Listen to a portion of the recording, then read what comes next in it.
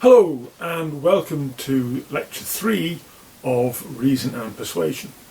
This is the lecture where I'll tell you how to do the graded assessment, so listen up. Right, so the core of this lecture is a reading technique or a kind of textual analysis technique, or just some categories for thinking about any text that you might encounter. I'm going to tell you how to use it, and then the graded assessment will be just you take an example of your own from a list and show me that you've understood it by doing it yourself. Okay, so the textual analysis technique is developed out of something in Aristotle. So what we're going to do is take a little piece of Aristotle's philosophy of science, really, and repurpose it for thinking about human artifacts, for thinking about, in particular, texts. So what about Aristotle? Well, what are his dates? 384 to 322 BC, right? So he lives through the middle of the 4th century BC. We associate him with Athens, although he wasn't an Athenian. Pupil of Plato, right? So the sequence goes pre-Socratics, whose writing only exists in fragments. Socrates, whose writing we don't have at all because he didn't do any, and then Plato, and Plato is kind of the beginning of the story of Western philosophy, just because we've got substantial chunks of his stuff. I think that's the reason for it. And then after him, Aristotle. After Plato, you get Aristotle. The story continues thereafter. All right, so Aristotle was a systematic thinker, and this makes his inheritance very important. So even philosophers and intellectuals who were not themselves Aristotelian in the details of their doctrines are, in a sense, inheritors of Aristotle's bigger dream if they try to build a total system of the world, right? A kind of total philosophical model of the world. So subsequent people, Kant, Hegel, are in that sense Aristotelian, even if they disagreed with him about matters of detail. Okay.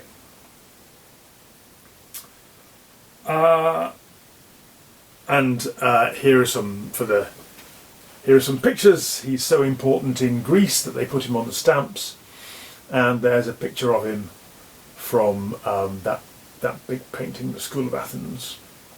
Okay. So from Aristotle's philosophy of science, we're going to take his 4-cause model. Now there are two things I want you to get hold of here. One is this assessment coming up isn't about Aristotle. I do not want to read any essays with historical and philosophical information about Aristotle in them. That's not the task, right? The task, I'm going to take something from Aristotle, flip it over, turn it into a tool. You need to show me that you understand and can use that tool. I don't want to hear about Aristotle because that's where it comes from, but that's not what we're doing. What was the other thing? Oh yes, the other thing was, don't get hung up on the word cause, right?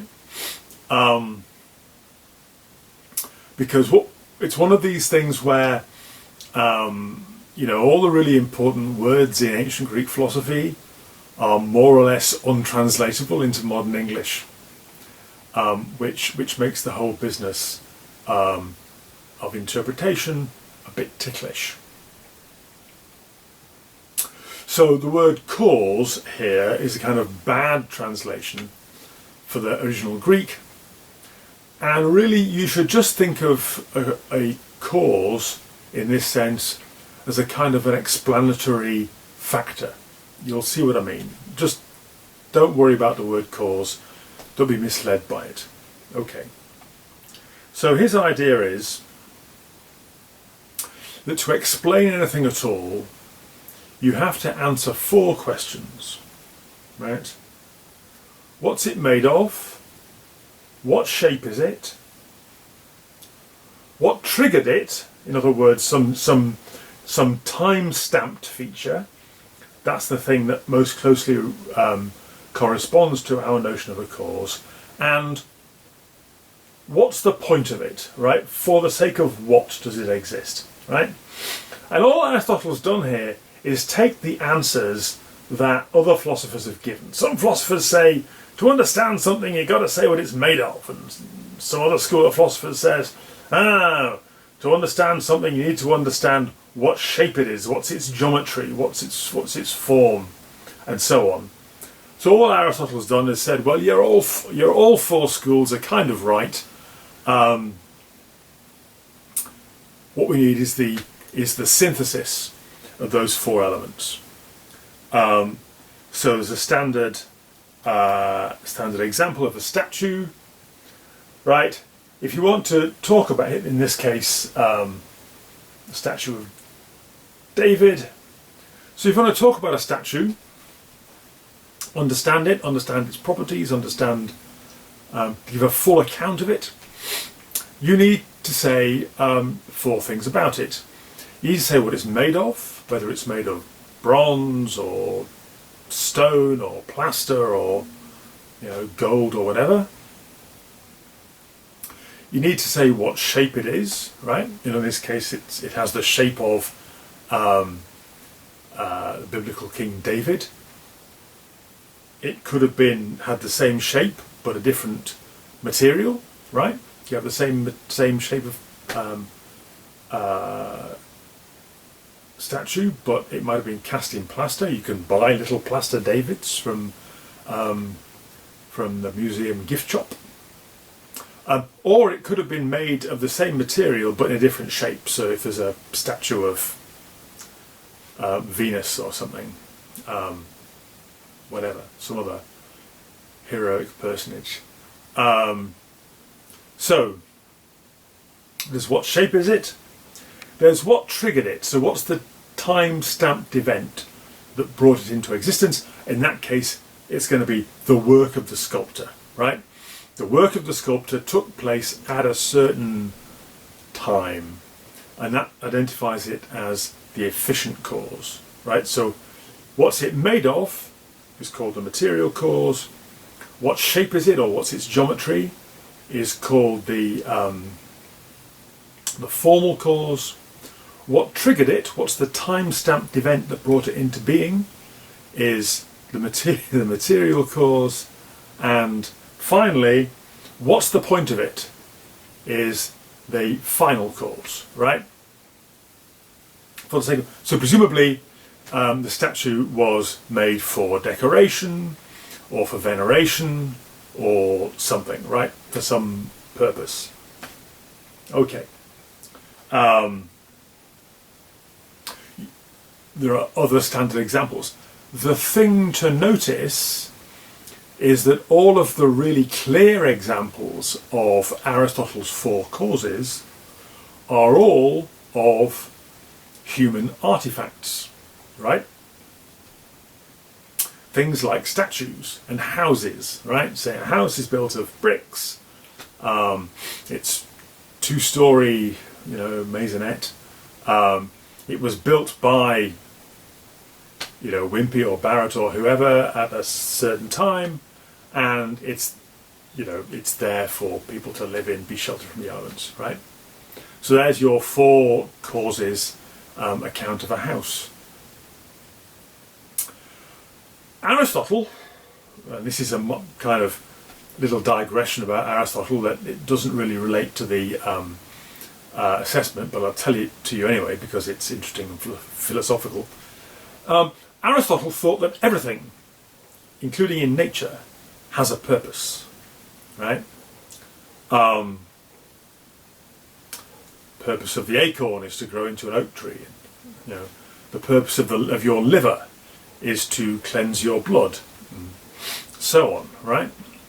So then you could ask, what's the purpose of a human being? What's the purpose of a city, and so on, right? You can get philosophy going by asking, for the sake of what does this exist? Difference between Aristotle's day and ours is that we no longer think that natural objects have a purpose, right? So if you pick up a stone off a beach, you can ask, what kind of stone is it?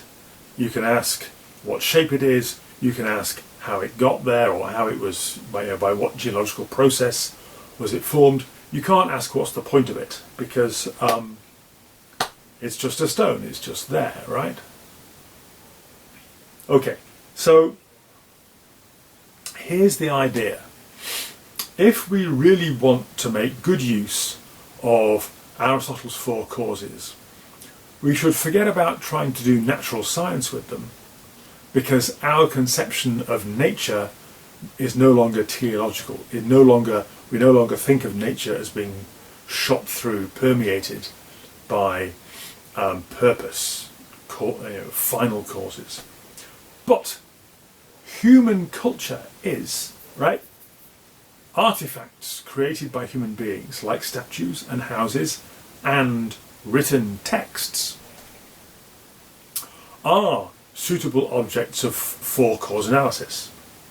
So the proposal is we are going to use Aristotle's four-cause model to analyse texts. So to do that, we have to adapt them. So the material cause, what is it made of, becomes what is its matter? In other words, what does this text say? Right? The literal content of the text. Right? Without thinking about sarcasm or irony or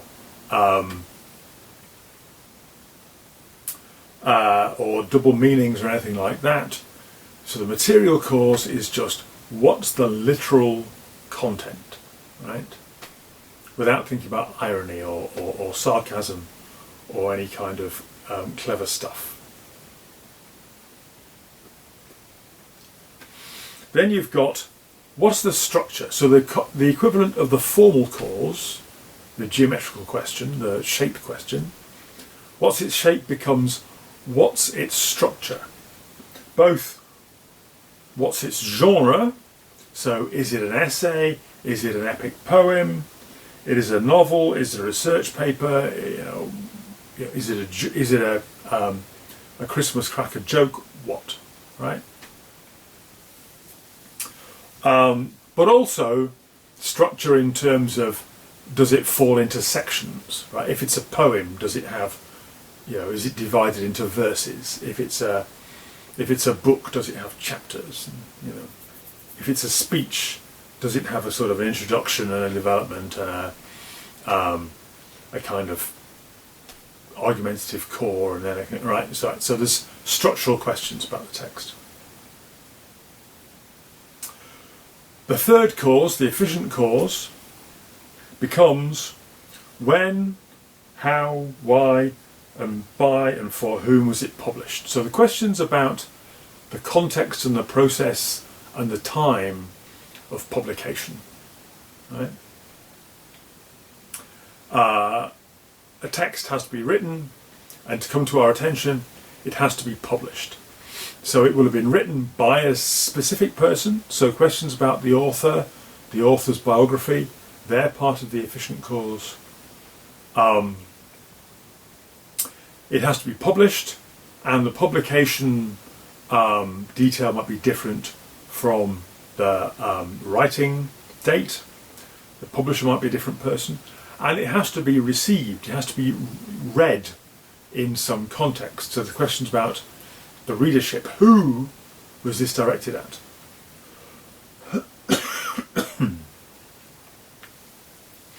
And what is the purpose, right? So what larger aim? I mean, not every text has a kind of a larger aim. If you write a note for the milkman, I mean, it may have no larger aim other than that. I guess it fits into your greater scheme of household management, but that's about as much as you could say. But more interesting texts will be part of a campaign. If somebody makes a speech, it'll be part of some political movement, right? So you have to have a sense of that. Okay. So about any text, we can ask 4 questions. We can ask, what does it say? What's the literal semantic content? Second, we can ask, what's its genre, what's its structure, what's its shape? Third, we can ask date-stamped and place-stamped questions. When and by whom and for whom and under what circumstances and in what context was it published? And finally, we can ask, what's the point of it? Right? So that gives us 4 questions, but that doesn't exhaust the questions that we're going to ask, because relations between these 4 causes are often as interesting or even more revealing than the 4 causes themselves. For example, there is a poem, an epic poem called The Rape of the Lock. And the genre is an epic poem. So it's modelled on, like the Iliad or the Odyssey or, I guess, Paradise Lost or something like that, right? And it has all the elements of an epic poem. So it has a dream sequence and a feast and a battle and interventions by gods and spirits and all that kind of stuff. So just as Athena watches over the Greeks as they're fighting the Trojans and goes to visit Zeus and says, "Oh, father of the gods, my Greeks need your help," all that kind of stuff, right? This epic poem, The Rape of the Lock, has all that. So the formal cause is that it's an epic poem. But what's it about?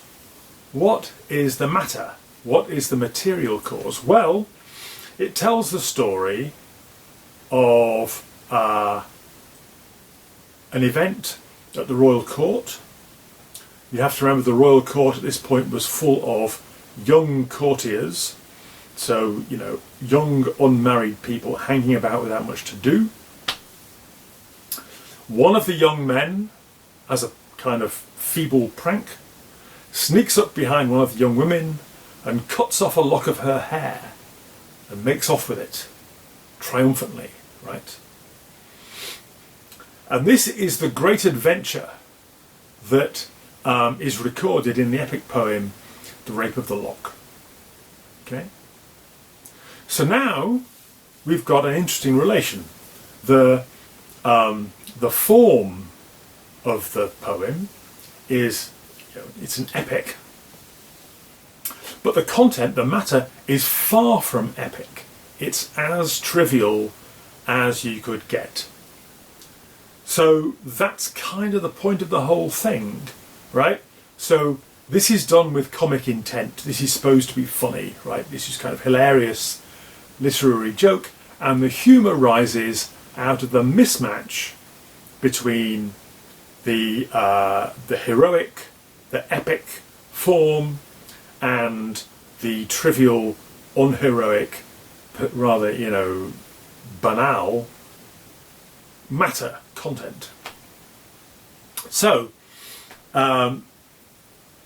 the point of this example is that if you were doing this kind of exercise, this four-cause analysis on the rape of the lock, you would quite quickly say, step through the first four questions. What does it say? What's the form? When was it written? By whom and for whom and when and where? And what's the point of it? Well, you would illustrate what's the point of it by talking about the relationship between the first two causes, right? So the relations between the four causes are often as interesting, if not more interesting, than the four causes themselves. And this is kind of typical of research in the humanities, how we bring understanding to human culture, human artifacts, is by looking for connections between the different aspects. Just a note, write down humanities holism. That's holism like that, without a W. I'm going to return to this. I'm going to be talking about what, if anything, is distinctive of the humanities as a kind of study, what distinguishes the humanities from natural sciences later on. So we're going to come back to this point about holism, about synthesis, about gaining understanding by looking at how the different aspects of something work together, or in this case, in the case of the rape of the lock, work against each other. It's also a criterion of quality, right? That you can make a judgment of quality about a text by asking, how do the four elements interplay? If the answer is they don't, right? If you answer your four questions, what does it say? What's its genre? What's its structure? By whom and under what circumstances and for whom was it published? And what's the point of it? You answer those questions and you find, on considering the relations between them, that actually the relations don't really hang together, then maybe it isn't a very good text. But if you find on examination that the four causes actually relate to each other in ways that reinforces the whole effect, then you can say, well, at least from a technical point of view, this is a good text. So it gives you a criterion of quality. It also gives you a presentational problem, right?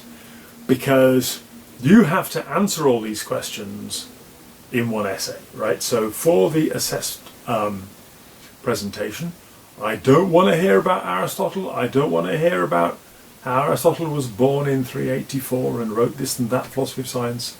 You haven't got time for that. Just pick up the tool and use it. You need to answer these four questions about whatever text you decide to go for, and you need to discuss the relations between those four questions. How many relations are there? Brief pause. You might want to try imagining 4 points arranged in a square, and imagine how many lines you can draw between those points. Or you could do it this way, by asking how many ways can you choose 1 from 4, how many ways can you choose 1 from the remaining 3. Realise that order doesn't matter, so you divide by 2. In either case, the answer is 6, right? So you've got 4 basic answers: material, formal, efficient, final. And you've got 6 relations, pairwise relations between those 4 elements. So you've got 10 things to say about your chosen text. So you need to write efficiently. You need to think about how you're going to organise your essay. I'm not giving you a template for that. It may be that just marching through is the best thing to do, or it may be that there's some imaginative way you can think of that's more efficient than that. So I'll give you a few examples to finish with.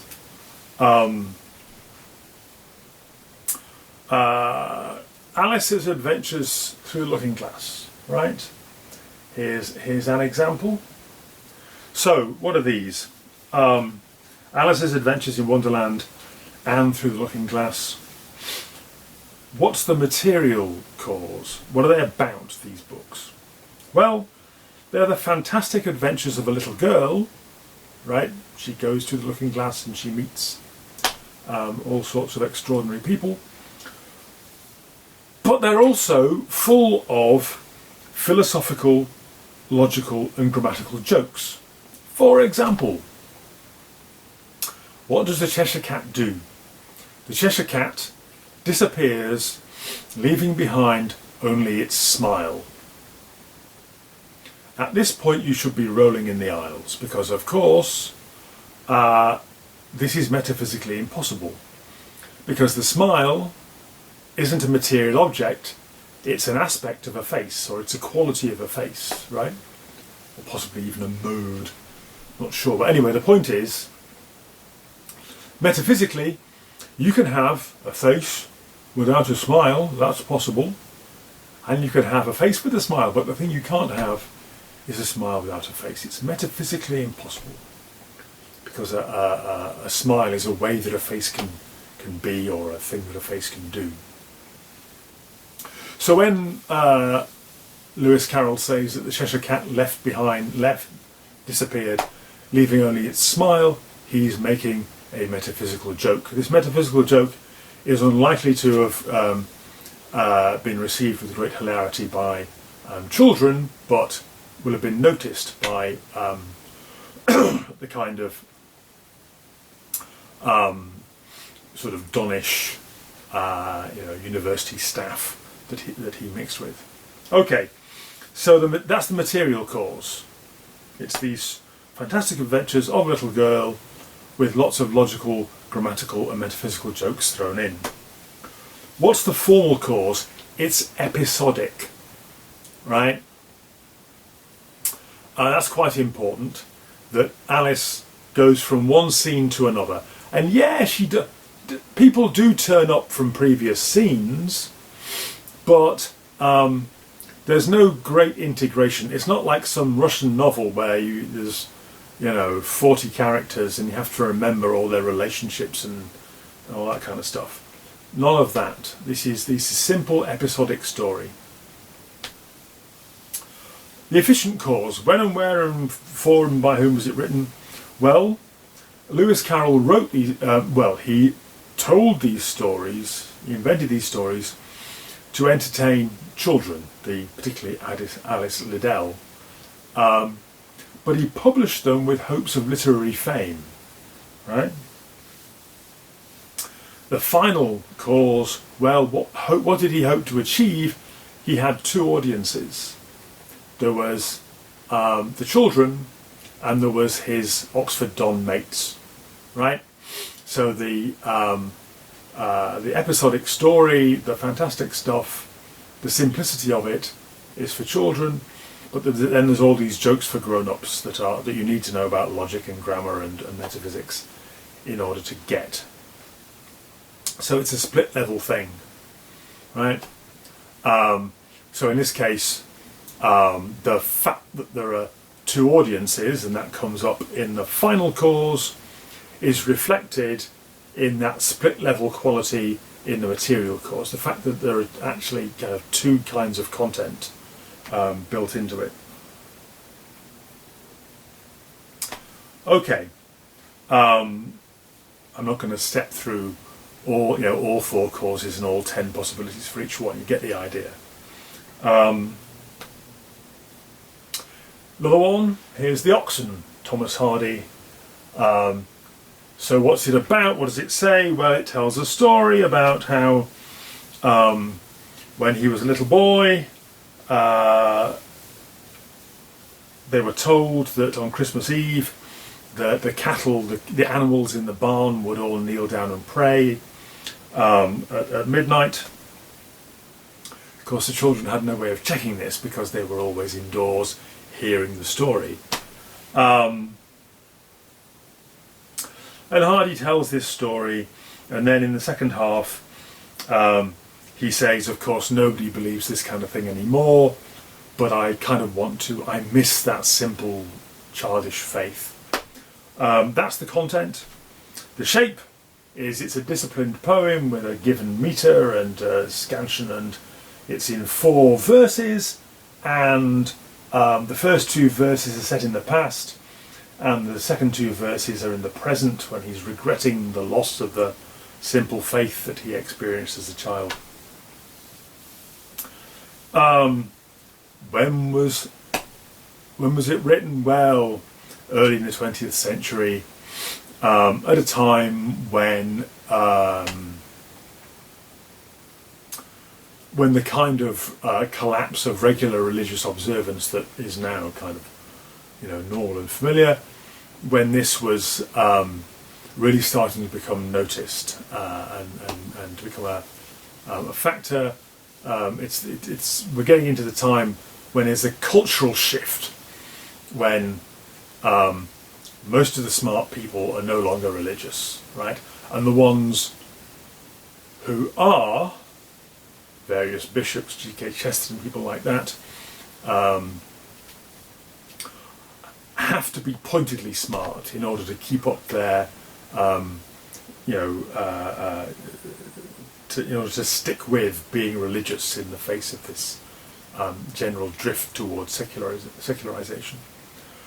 So it's the efficient cause dates it to a point in that process, and the final cause, well, it's part of Hardy's whole oeuvre, which is mostly this elegiac stuff about the rural world in which he no longer lived, right?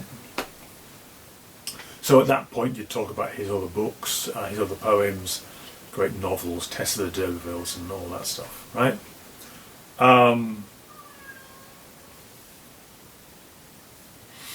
Communist Manifesto, it's a pamphlet, right? What does it say? It says that communism is the coming power, it's the coming thing, and you can tell because all of the old powers of Europe, the crowned heads of Europe and the Pope and the Tsar and everybody else are all busy ganging up on it, right? They're all clearly worried about communism and plotting against it, which means that it's obviously about to come to power, right? The revolution is at hand. That's what it says. What's the format? The format is a pamphlet. A pamphlet in crisp, easy to read language. Marx, as you may know, perfectly capable of writing very long, dense, barely readable books. He was a classic 19th century German philosophy student after all. But on this occasion, he writes this, a spectre is haunting Europe, the spectre of communism.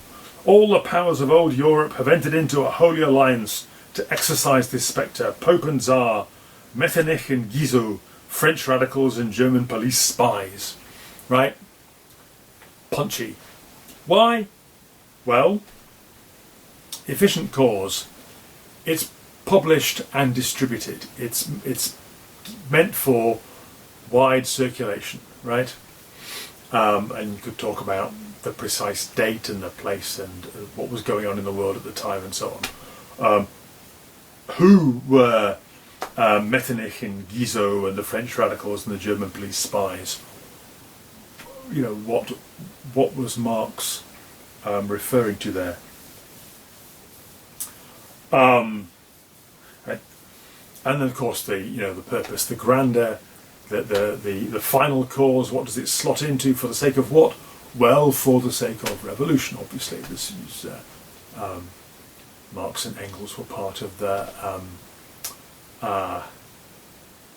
communist revolutionary movement. So obviously the point of it is to serve that. So you could talk about the form. It's a pamphlet, right? I mean, sometimes it's obvious. You don't need to work it too hard, right? the form is a pamphlet. The language is punchy. The content is a very straightforward message. Why? Well, because efficient cause, it's been published for wide distribution, so it would be stupid to do a long book written in obscure philosophical prose with an over subtle message. And this all links to the overall aim of fomenting revolution. If that's your overall aim, then you're going to go for pamphlets rather than thick books. You're going to go for punchy language rather than long philosophical sentences. Right. So that's the whole of it, really. So in the seminar, you are going to do this exercise with a text that you're already familiar with, namely Politics in the English Language. Because Politics in the English Language is a fairly long read, you're going to do it. Well, we're looking at it over 2 seminars, and I'd like to, I'd hope to see people making these kinds of connections. When was it written? Who was it written for? What larger aim does it serve? How do those things relate to the content and to the form? And the form and the content are quite interestingly related in this case. Okay, so that's it. Hopefully I'll see you next week. Until then, study hard, be happy.